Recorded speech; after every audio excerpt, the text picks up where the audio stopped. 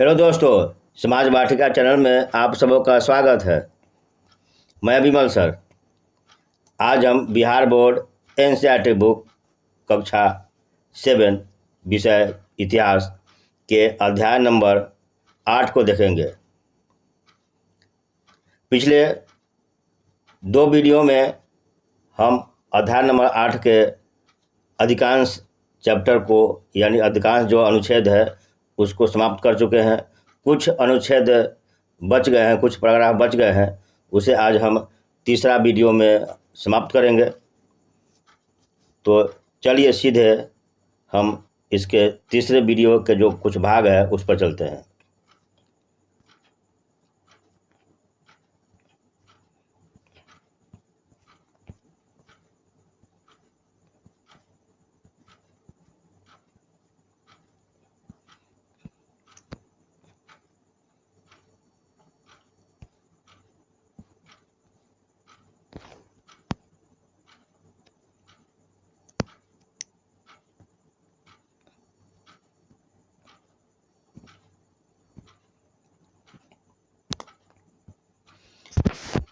आज हम शुरू करते हैं मराठा के बारे में। मराठा राज्य एक अन्य शक्तिशाली क्षेत्रीय राज्य था जो मुगल शासन का लगातार विरोध करके उत्पन्न हुआ था। छत्रपति शिवाजी महाराज 1630 से 1680 के बीच ने शक्तिशाली योद्धा परिवारों देशमुखों की सहायता से एक अस्थायी राज्य की स्थापना की। अत्यंत गतिशील कृषक पशुचारक कुनवी मराठों की सेना के मुख्य आधार बन गए। शिवाजी ने प्रायद्वीप में मुगलों को चुनौती देने के लिए इस सैन्य बल का प्रयोग किया। शिवाजी की मृत्यु के पश्चात मराठा राज्य में प्रभावी शक्ति के एक परिवार के हाथ में रही, जो शिवाजी के उत्तराधिकारियों के शासनकाल में पेशवा यानी प्रधानमंत्री के रूप में अपनी सेवाएं देते रहे। पुणे मराठे राज्य की राजधानी बन गया। पेशवाओं की देखरेख में मराठों के एक अत्यंत सफल सैन्य संगठन का विकास कर लिया। उनकी सफलता का रहस्य यह था कि वे मुगलों के किलाबंदी इलाकों में टक्कर न लेते हुए उनके पास से चुपचाप निकलकर शहरों कस्बों पर हमला बोलते थे और मुगल सेना से ऐसे मैदानी इलाकों में मुठभेड़ लेते थे जहां रसद, पानी और कुमक आने के रास्ते आसानी से रोके जा सकते थे। 1720 से 1761 के बीच मराठा साम्राज्य का काफ़ी विस्तार हुआ। उसने शनै शनै और काफ़ी सफलतापूर्वक मुगल साम्राज्य की सत्ता को क्षति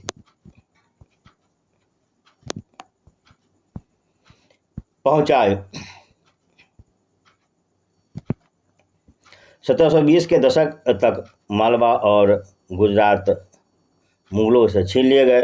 1730 के दशक तक मराठा नरेश को समस्त दक्कन प्रायद्वीप के आधिपत्य के रूप में मान्यता मिल गई और साथ ही इस क्षेत्र पर चौथ और सरदेशमुखी कर वसूलने का अधिकार भी मिल गया। 1737 में दिल्ली पर धावा बोलने के बाद मराठा प्रभुत्व की सीमाएं तेजी से बढ़ी। वे उत्तर में राजस्थान और पंजाब, पूर्व में बंगाल, उड़ीसा तथा दक्षिण में कर्नाटक और तमिल एवं तेलुगु प्रदेशों तक फैल गए। इन क्षेत्रों को औपचारिक रूप से मराठा साम्राज्य में सम्मिलित नहीं किया गया, मगर मराठा प्रभुसत्ता को स्वीकार करने के तरीके के रूप में उनसे भेंट की रकम ली जाने लगी।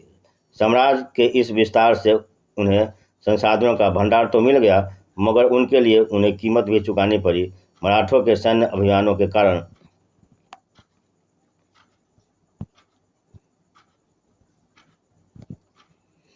अन्य शासक भी उनके खिलाफ हो गए। परिणाम स्वरूप मराठों को 1761 में पानीपत की तीसरी लड़ाई में अन्य शासकों से कोई सहायता नहीं मिली। अंतहीन सैन्य अभियानों के साथ साथ मराठों ने एक प्रभावी प्रशासन व्यवस्था तैयार की। जब किसी इलाके पर एक बार विजय अभियान पूरा हो जाता था और मराठों का शासन सुरक्षित हो जाता था, तो वहाँ स्थानीय परिस्थितियों को ध्यान में रखते हुए धीरे धीरे भू राजस्व की मांग की गई। कृषि को प्रोत्साहित किया गया और व्यापार को पुनर्जीवित किया गया। इससे सिंधिया, गायकवाड़ और भोसले जैसे मराठा सरदारों का शक्तिशाली सेनाएं खड़ी करने के लिए संसाधन अ, सरदारों को शक्तिशाली सेनाएं खड़ी करने के लिए संसाधन मिल सके। 1720 के दशक में मालवा में मराठा अभियानों ने उस क्षेत्र में स्थित शहरों के विकास और समृद्धि को कोई हानि नहीं पहुंचाई। उज्जैन सिंधिया के संरक्षण में और इंदौर होलकर के आश्रय में फलता फूलता रहा। ये शहर हर तरह से बड़े और समृद्धशाली थे और वे महत्वपूर्ण वाणिज्यिक और सांस्कृतिक केंद्रों के रूप में कार्य कर रहे थे। मराठों द्वारा नियंत्रित इलाकों में व्यापार के नए मार्ग खुले। चंदेरी के क्षेत्र में उत्पादित रेशमी वस्त्रों को मराठों की राजधानी पुणे में नया बाजार मिला। बुरहानपुर पहले आगरा और सूरत के बीच की धुरी पर ही अपने व्यापार में संलग्न थे, लेकिन अब उसने अपने वाणिज्यिक भीतरी क्षेत्र को बढ़ाकर दक्षिण पुणे और नागपुर की और पूर्व में लखनऊ और इलाहाबाद को शामिल कर लिया था।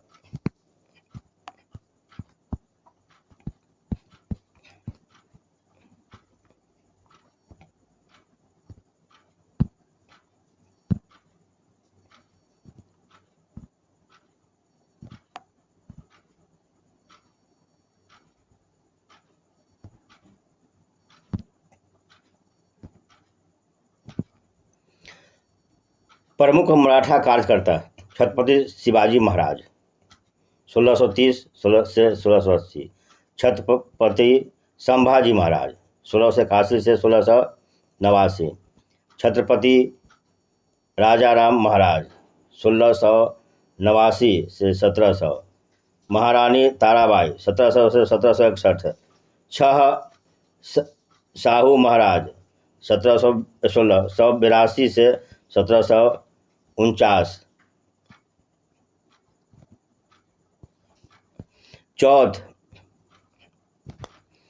चौथ जमींदारों द्वारा वसूले जाने वाले भू राजस्व का 25% दक्कन में इनको मराठा वसूलते थे। सरदेश मुखी दक्कन में मुख्य राजस्व संग्रहकर्ता को दिए जाने वाले भू राजस्व का 9 से 10% हिस्सा। बाजीराव प्रथम, जो बाजीराव बल्लाल के नाम से भी जाने जाते हैं, पेशवा बालाजी विश्वनाथ के पुत्र थे।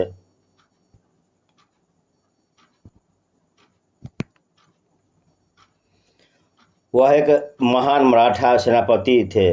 उन्हें विंध्य के पार मराठा राज्य के विस्तार का श्रेय प्राप्त है तथा वे मालवा, बुंदेलखंड, गुजरात और पुर्तगालियों के खिलाफ सैन्य अभियानों के लिए भी जाने जाते हैं।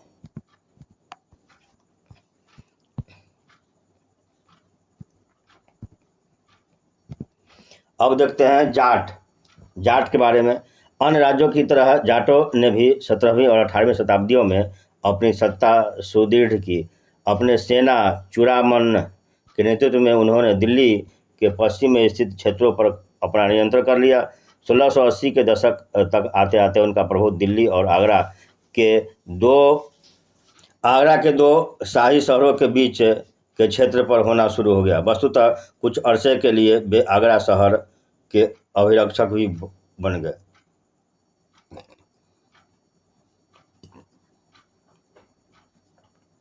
जाट समृद्ध कृषक थे और उनके प्रभुत्व क्षेत्र में पानीपत तथा बल्लभगढ़ जैसे शहर महत्वपूर्ण व्यापारिक केंद्र बन गए।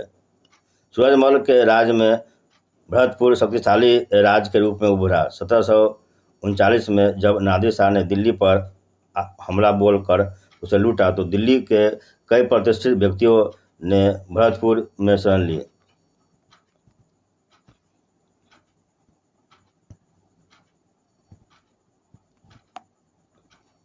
नादिर शाह के पुत्र जवाहिर शाह के पास 30,000 सैनिक थे। उसने 20,000 अन्य सैनिक मराठों के लिए, 15,000 सैनिक सिखों से लिए और इन सबके बलबूते पर वह मुगलों से लड़ा। जहाँ भरतपुर का किला काफ़ी हद तक पारंपरिक शैली में बनाया गया, वहीं दीग में जाटों ने अंबर और आगरा की शैली का समन्वय करते हुए एक विशाल बाग महल बनवाया। शाही वास्तुकला से जिन रूपों को पहली बार शाहजहां के युग में जोड़ा गया था, दीग की इमारतें उन्हीं रूपों के नमूने पर बनाई गई थी।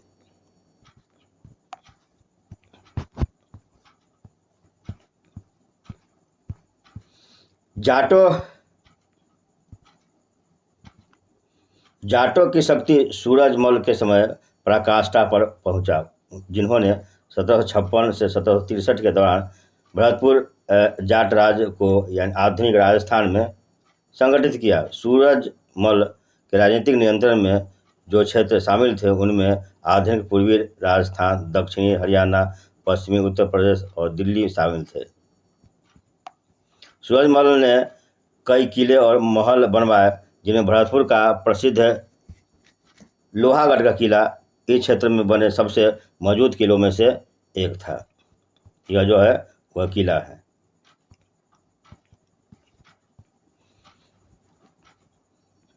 तो इसी के साथ हमारा यह जो तीसरा और अंतिम वीडियो था इस चैप्टर का, वह समाप्त हो चुका है। जाते जाते आपसे रिक्वेस्ट है कि इस वीडियो को आप लाइक और शेयर जरूर कर दें तथा इस चैनल को सब्सक्राइब कर दें। तो मिलते हैं अब अगले चैप्टर में। तब तक के लिए जय हिंद, जय भारत।